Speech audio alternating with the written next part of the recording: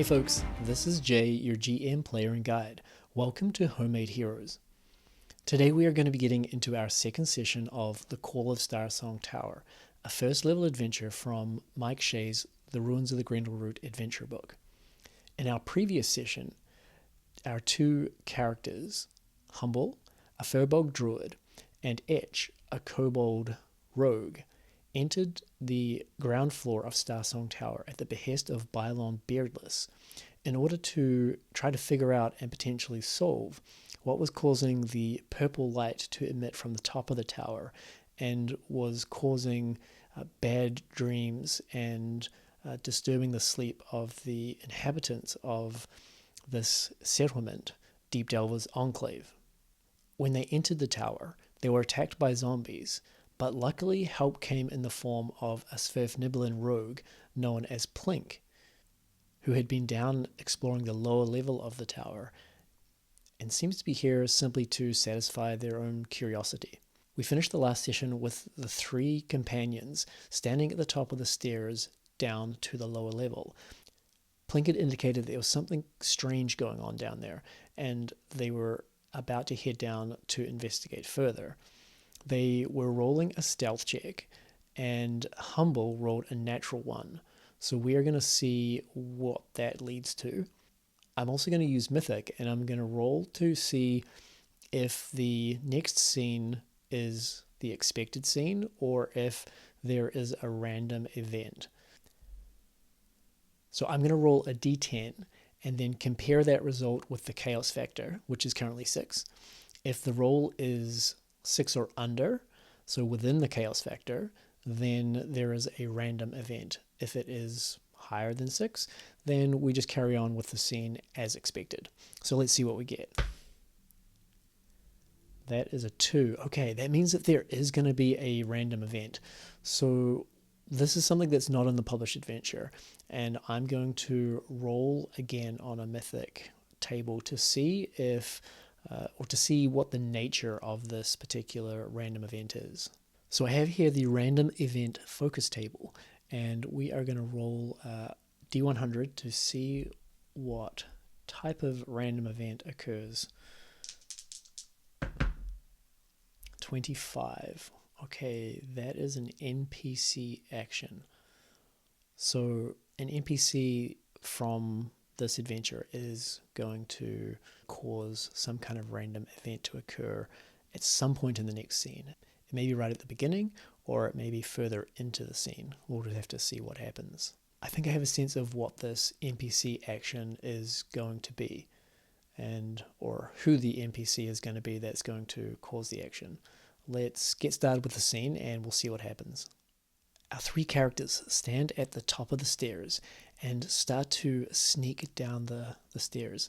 Etch goes first, quickly followed by Plink, who is very inquisitive and doesn't want to be left behind or outdone by Etch. Humble moves down the stairs, and as she's getting to about the middle of the stairs, all of a sudden she feels like a cold tingle run down her back, and she turns to look back up the stairs and sees a spectral figure. The spectral figure's voice reaches out, whispering into Humble's ear, "Do not enter the tower unless you seek to right the wrongs that have gone before." Upon hearing this, Humble stumbles and trips forward, knocking down the other characters in front of her and ending up in a pile at the bottom. As Humble starts to regather herself and get up, she looks quickly up the stairs, but doesn't see the figure that had been standing there, whispering to her. As they stand up, she whispers, I'm very sorry, Plink and Etch. There was something behind us, but it's gone now."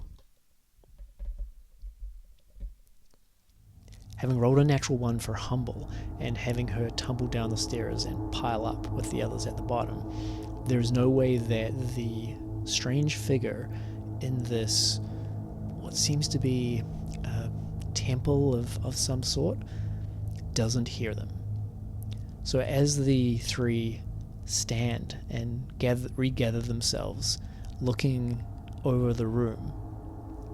The figure that is at the front of the room slowly turns.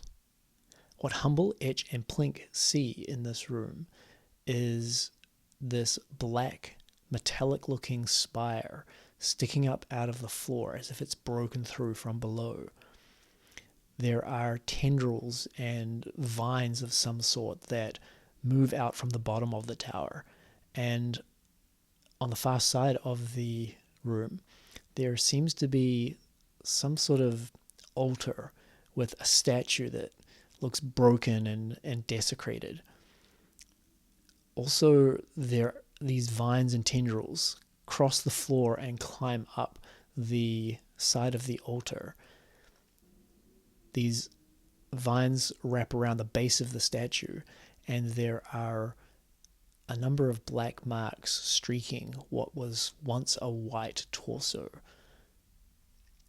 The figure that has moved to now face them looks up, and they notice straight away that there is a jerkiness to her movements. They also notice that purple light washing out from the black spire in the center of the room, and this seems to light the room and go through a hole in the ceiling, and is obviously where the light is coming from that they had seen in the room above. The figure in front of them, looking up, shows no sign of emotion and seems to move a little disjointedly, kind of woodenly turning around as if they're not completely in control of their own body. She says, "What do you come here for? This is not a place for those who don't believe. Do you hear the voices?" I'm going to roll an Arcana check for both Plink and Humble to see if they hear the voices that this figure talks about. So Plink in purple and Humble in the black. Okay, Humble doesn't seem to hear anything.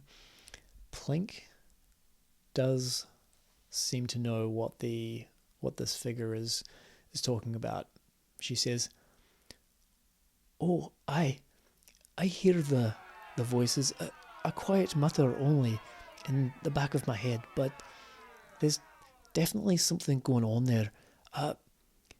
Now, who are you? No, you look familiar. Are you Alice, the leader of the Bronze Lions?" The figure turns her head to look at Plink. "A name that seems to be mine. Is it mine?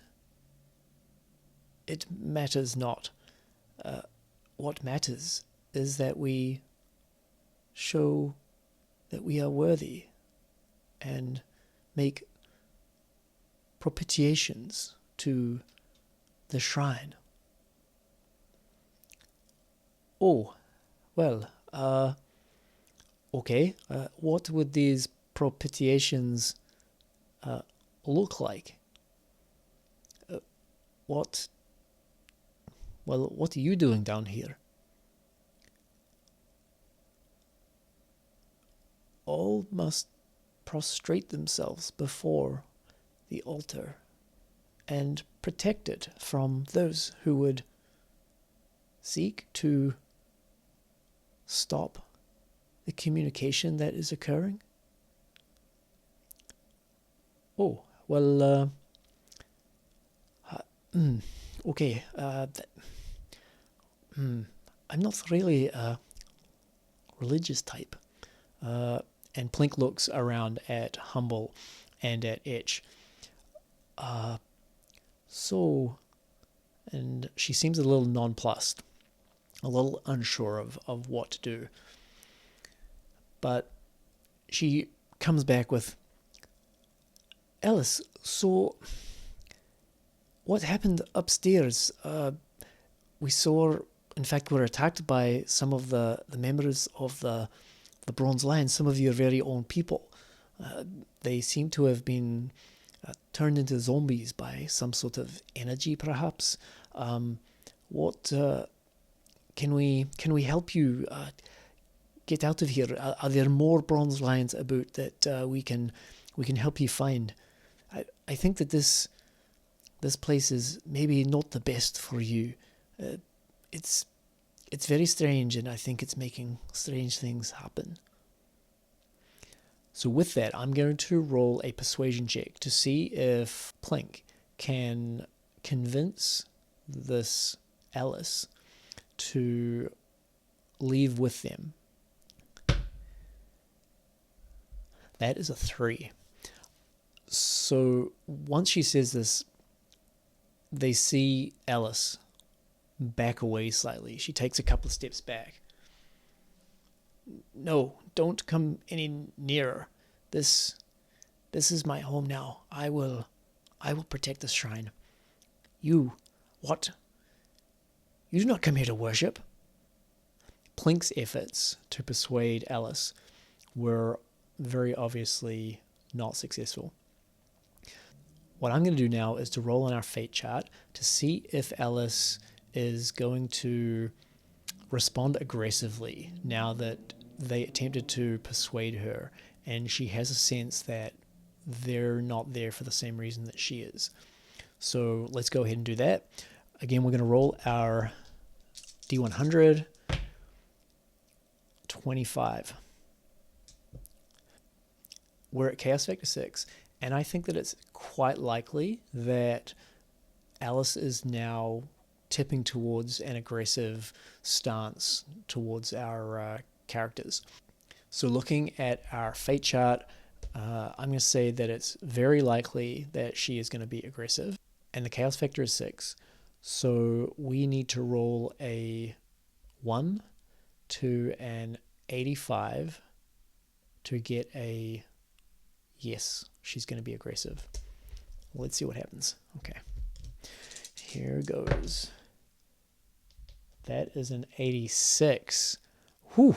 Okay, just avoided an aggressive interpretation of the group's actions by Alice. So I think at this point the group is going to look around a little bit more.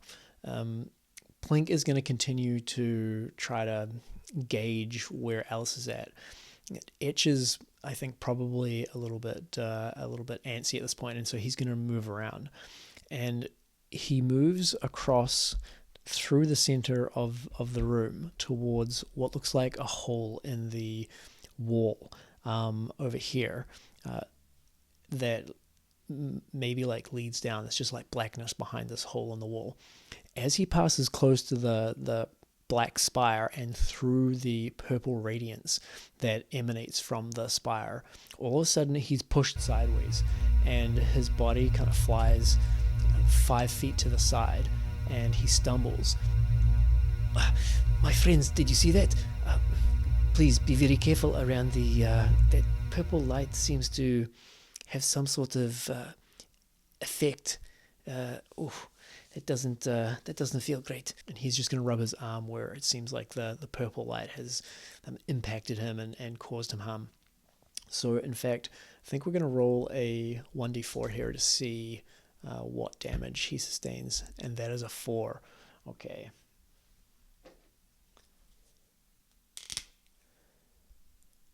So he is now down to 5 HP.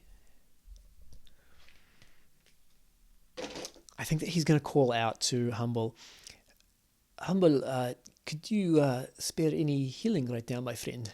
I'm starting to feel a little off. Humble is going to say, well, of course, Etch. Just you stay right there, and I'll see what I can do.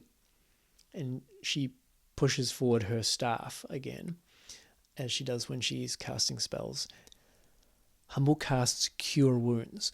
So Cure Wounds, looking down at my spell list here, a creature you touch regains a number of hit points equal to 1d8 plus your spellcasting ability modifier. The spell has no effect on undead or constructs. Luckily, Etch is neither of those. So I'm going to roll a 1d8, and then we are going to add whatever the result on the die is to her spellcasting modifier, which is +4. 5 plus 4, okay, so that's 9. So that means that, okay, Etch goes back up to his huge number of hit points, 11. As the spell washes over Etch with blue light running down his body, he shivers a little bit. Thank you very much, Humble. It's always good when you do that. I feel a lot better. Thank you.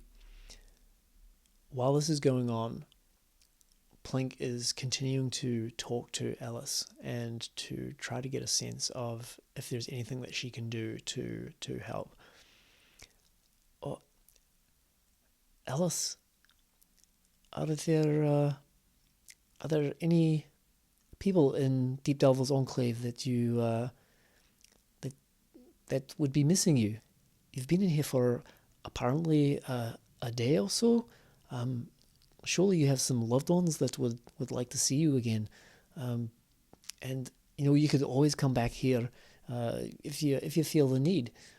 We're just going to take a look around the rest of the tower.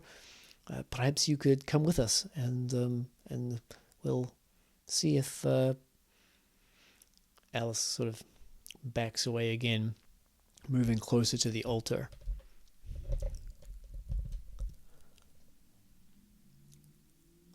No, I must stay here and protect the shrine. But you go on. Look around the rest of the tower. It's fine with me. So at this point, I think we're going to have the player's going to kind of look around. It seems as though Alice is not an obvious danger right now.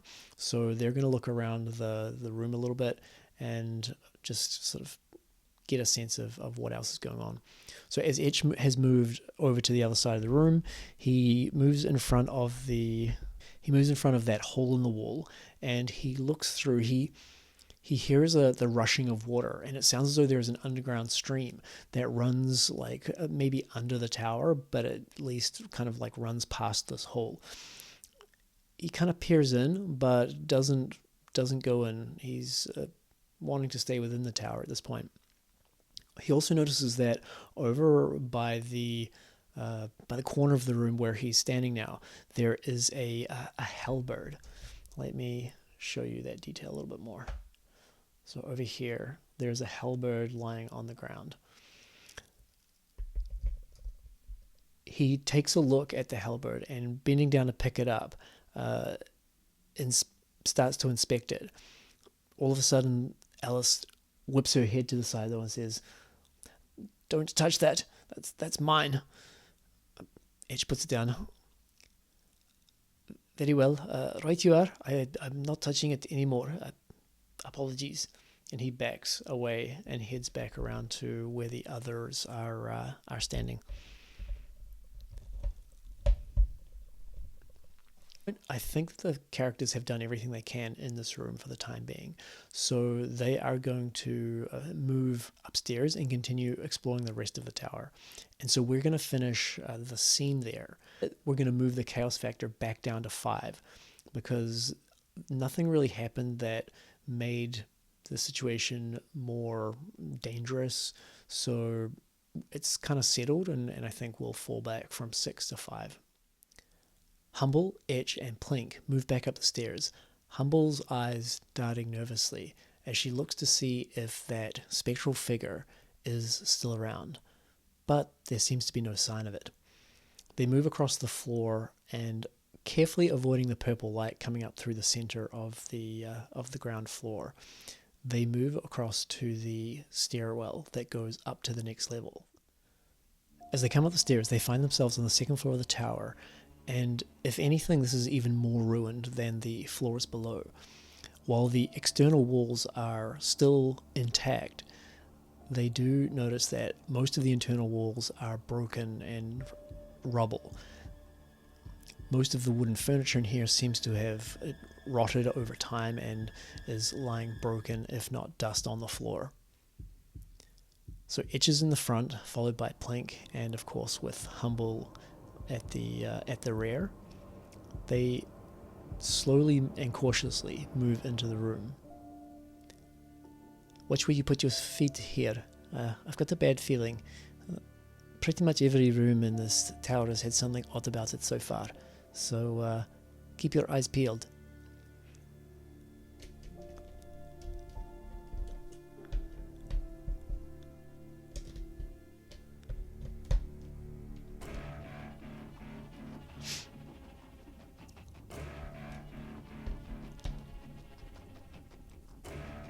So as they start to move through the room, I'm going to have Etch and Plink roll perception checks to see if they see anything that might otherwise go unnoticed. So purple for Plink and black for Etch. Okay, Plink does not notice anything in particular. Etch, though, rolled a 17.